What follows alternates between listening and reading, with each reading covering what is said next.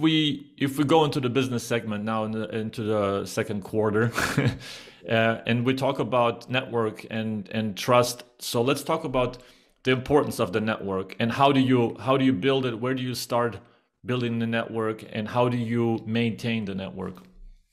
Uh, I use you know, this example. I have a friend of mine that works as an engineer at Fiat. That he is a manager of. He designed diesel engines for Fiat, and he always says that they install the culture that the value of the company is really a sum of the value of the suppliers. This is what they say in Fiat culture. So I see in our job that our quality, our value is the quality of our network, more or less. Of course, the network is not a supplier, but still the people you can call when you're down, when you don't have a job, when you miss a player, that's really your value. And with me, I have it works in such a way that I'm very, very selective. I have I know a lot of people, but my real network is pretty small. And especially in searching for a player, if it's in the network, fine. But if it's outside of the network, I'm not the guy that calls someone randomly, which I don't know, to get information on a player that I don't know. So it adds confusion over confusion. So for me, the network is really everything. I can consider myself lucky then, huh? I didn't put it this way, but we have a strong relationship from history, going through snow and everything. Exactly, went through snow. No, but really, if I need an information on a player and I call you, and I'm not calling many people, but if you kill the player, I'm not proceeding. I'm not calling further, or because otherwise, why should I call you? Or why call 20 people? I see many colleagues calling 20 people. Okay, sometimes you call the guy, you ask for a number of the GM, but that's just the cherry on top of the pie. But really, the pie is the network. Otherwise, you don't do, or the candy. Yes, the candy. We're back to the candy. Joke with candy. So I learned it's quality over quantity. You know, you have to have your people in every country that you trust, and that you feel like they trust you, and you can constantly exchange. There is situations where you don't know how to get information on a certain player, so you're asking your trusted source maybe to introduce you together to somebody else who they will know that he's coming from a trusted source. So it creates a triangle of trust, you know, and this is, you know, there's has to be a certain amount of history behind the person that introduces you to, but that obliges you to not to disappoint the other person, or not to, like, it works both ways basically, you know, because at some point they will also ask me for something, some information. So it's an informational business, and we rely on each other. But like you said, it's rather important to have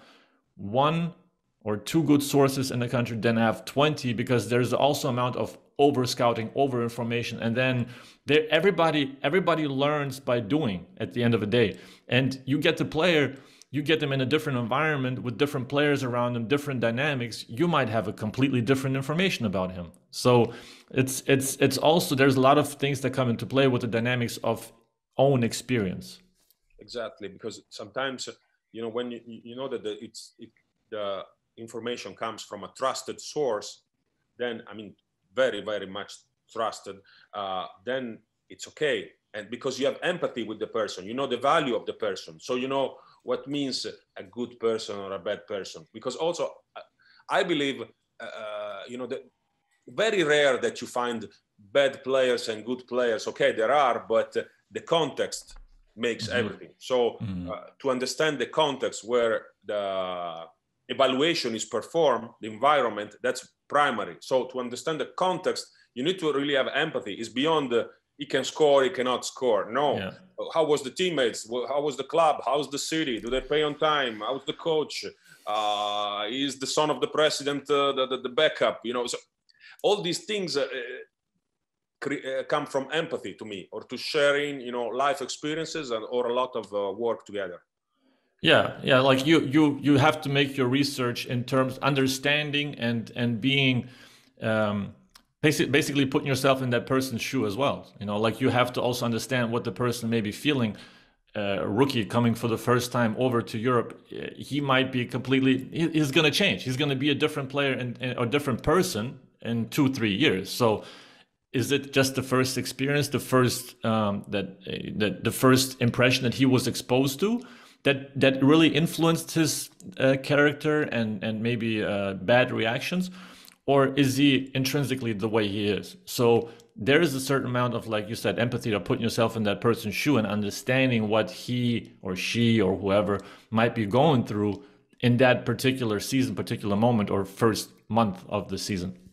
Yes, and also why you need this, because the reality is that nowadays, more and more, when you call to have infos, nobody wants to have a problem with anybody. And if you call, I mean, you work for a great franchise, but when you call the average college coach on a player, what do they say to you? Yeah. Great player, great guy, amazing person, super family. So we don't even call them. So it's very difficult to get information. But even, sometimes it's like, I don't know you, why you want information on my player? Okay, it's good. Yeah, it's great. Yeah, but why I need to have the agent to call me back, or maybe you misuse my information, so I just stay neutral. Yeah. And I don't give you nothing. So what you need is the people that say the real truth, or the real what's behind the scene, and that comes only for empathy. If you're not invested with the person, you don't really want to push. I absolutely agree. Did you have a player in your history where you had one information, you come in? I'm sure there was cases like that where all of a sudden you have a completely different experience that your people told you, and then how to deal with that. I don't want to, like, we don't need to talk about the name itself or the player itself, but in general, was there a situation? If there was, how did you manage to deal with it and maybe interfere and change the ways? It was some years ago, and I had exactly this experience, but this comes from learning. This is not philosophy. This is experience, unfortunately, that I had a player that was strongly recommended, and then it was completely the opposite. And then I got back to the source, and I was like, you told me something that is completely not true. I said, yeah, but by then we didn't know each other very well, so why I had to tell you the truth? Okay. Okay. I see. Now I know. Okay, now I know what's the rule of the game. Good to know. How early was that in your career? It was very early. I was just still in the hotel business. I was not so early. It was the beginning of the second phase. So it was like 2009, something like that. So you were getting your feet wet. Learning the hard way. Problem. Because also I got back in basketball, but I had a gap of like 10 years of not knowing, not studying players. By then I can tell you average room rate for all the hotels in Switzerland, but I cannot tell you much about school. So luckily those players are finished. They are gone. They don't play no more, that generation. So now I'm good. I'm covered. I know. But I struggle with that philosophy of that, whoever did that, because I feel like this also, like in the relationship with, like with a partner, with a girl, like you have to be the one to show, like I'm an open personality, so I will give you the trust first.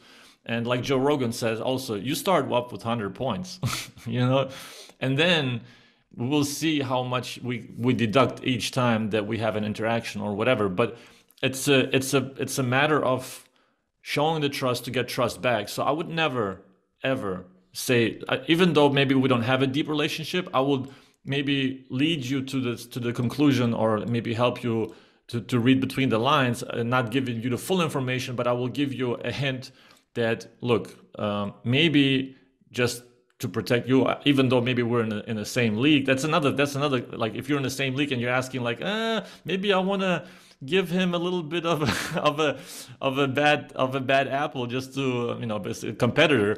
So I wouldn't do that. I struggle to not to say the truth. I mean, I had just a quick story. I was stopped by the police for driving too fast in Latvia, and I'm not gonna say who I was in the car with, but it said, "Hey, do not speak Russian. Tell them you don't speak Russian." And I was like, "Oh, okay." Well, it comes in and it's like, "Oh, добрый вечер," blah, blah, blah. And it's like, yeah, it's like, "Do you speak Russian? Can you speak Russian?" I was like, "Yeah, I speak Russian." Like, I can't lie, man. I'm sorry, I can't lie. I'm gonna tell you the truth, and yeah, that's strength and weakness, I suppose. Yeah, it's no, I'm a bit the same. What I developed though through the years is that sometimes when they ask me about some disaster players, some guys that you should not touch, I say, listen, don't ask me why, but for me it's a no. Don't go for Yeah, call someone else, but for me it's a no. yeah. I don't tell you why, because if I tell you, then we have to stay on the phone 2 hours maybe, and no. But for me, it's complete no. This is the It maximum I go when I don't know someone. Yeah, it's also when you don't know somebody, you are kind of reluctant to say give them details, because if that person ends up telling the same details somebody else, then they will know where it's coming from, you know. So there's a trace factor that it can get traced back to the source, like we traced our relationship probably back to Treviso, or so there is a certain trace that you can follow if you give out certain details that maybe you didn't or you shouldn't have, and then you will, you know, there's repercussions from that whole chain. Exactly. Or you put someone else in danger, the person that gave you the information, and now you put them in danger for what? So Yes, you don't want to yes, do that, and that's why it's more safe. yes, yeah.